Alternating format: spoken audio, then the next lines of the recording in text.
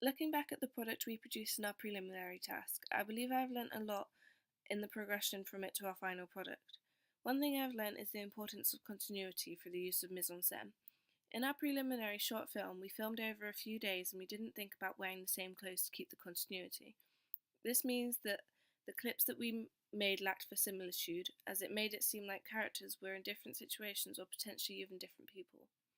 Also, we didn't think about how different outfits could portray someone's age or role, etc.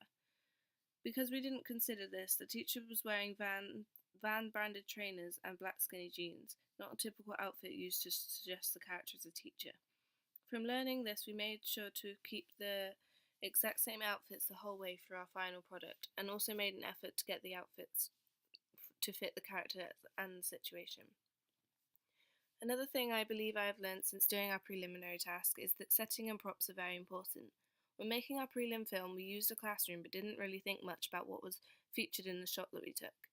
For example, a student walked into detention after being sent there by her teacher. However, we didn't think about giving her a bag or folders to carry, so it wasn't clear to the audience that she was a student, and once again meant that it was lacking in verisimilitude, and the clip would not have been easy to follow.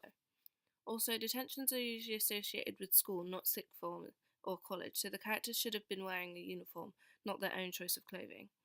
We did have the teacher who walked in carry a folder, but this just made her seem like a student, especially when paired with the outfit. When making our final product, we were sure to pick all settings that were appropriate and that fitted well with the situation. An example of this is that Ellie wrote and left the suicide note in her bedroom, which would be considered a typical place for that to happen. Furthermore, we tried to only use props that we thought would fit well in the scene and help have an effect on the viewers.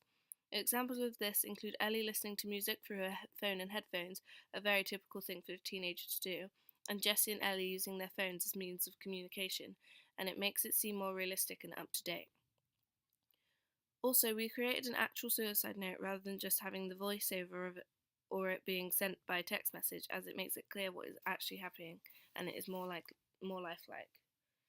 Since doing my preliminary task, I have also learnt that the importance of camera angles and shots. When we did our prelim, it was at the beginning of the course, and therefore we had only learnt a few different camera angles and shots, and had very little knowledge on how to create different effects through these means. Our prelim consisted of very basic shots, with the only slightly more complex one being a match on action. We included a low angle looking up at the two students, however this didn't work for the situation as it is typically used to make a character look more superior, but there was no one else there for them to look superior to, and also they wouldn't be more superior in that situation, a teacher would be.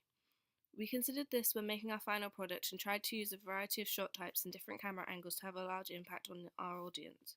We used extreme close shots, wide shots, high angles, and more to show that we could incorporate a variety of shots to create an effect on the viewers. We also cross-cut between scenes of Ellie and scenes of Jessie, which is more advanced than in our prelim, as everything was very stationary, which made it quite boring to watch. Finally, I learnt in the progression to my final product that music and audio plays a large role in creating mood and atmosphere in the film. In our preliminary project, we had no soundtrack or music, which I believe made it harder for us to create an effect, as music is a very easy way to form certain moods. I think our dialogue was also too basic, so it was boring to watch, as the conversation was dull. Also, we had a lot of moments that were just silent, which can be good in certain situations to build an atmosphere, but in the film we made, it just made it less interesting. We took this into account when making Ellie by using audio that fitted with the situation and helped have an effect on the audience. We used the song Wait by M83 over the top of the majority of our film introduction, which helped set the mood of the scene. As well as this, we had dialogue from the three characters, but it was played over the top of the clips rather than them stood reading them. We did this because it made the film more interesting and has a bigger effect on the audience, giving them a clear understanding of the character's situation.